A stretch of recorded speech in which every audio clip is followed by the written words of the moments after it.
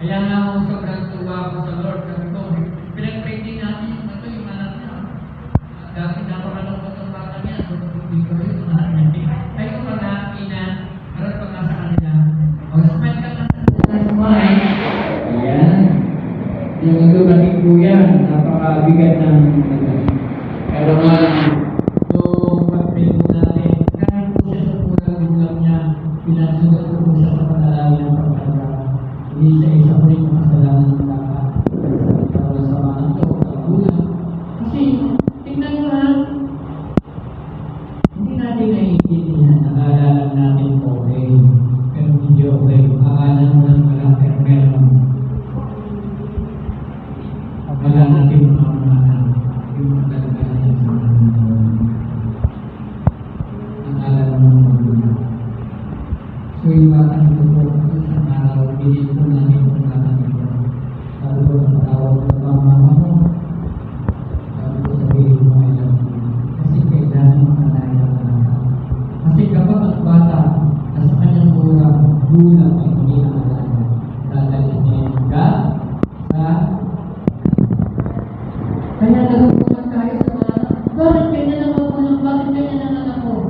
Dahil wala tayo sa magpagkasalita ng Diyos, bulag tayo sa katotohanan, kailangan natin okay. Pero hindi, kailangan natin sila, kailangan natin ang karunungan ng Diyos. Sabi ko sa First Corinthians chapter 15, verse 15, hindi ko wala alam nyo, yung babae na ito, simula nung makarinig sa akin, una, ipinag-pray ko yung kanyang anak. Walang gamot mo yun.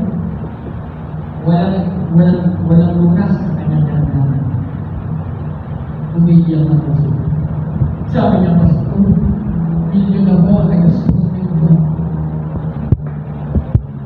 Sabi niya, nagdala na po namin siya sa doktor.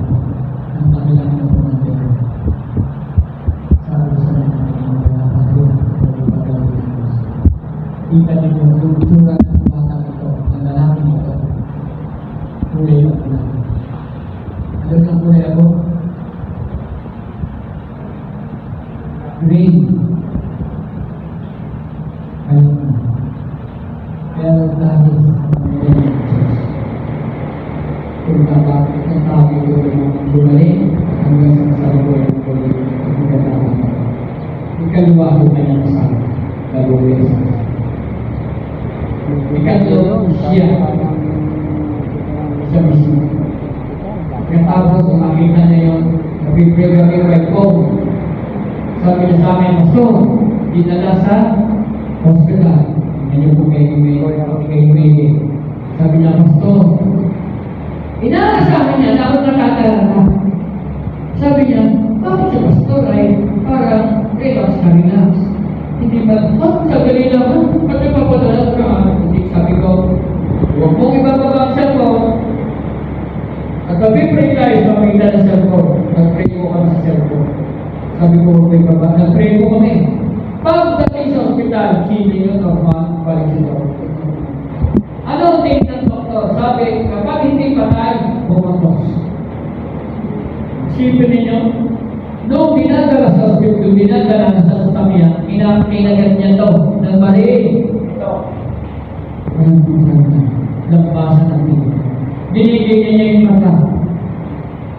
Dahil sa kapagaling ng mata. Pero nakagalis. Pero mabilis. Normally, immediately, normal na tao.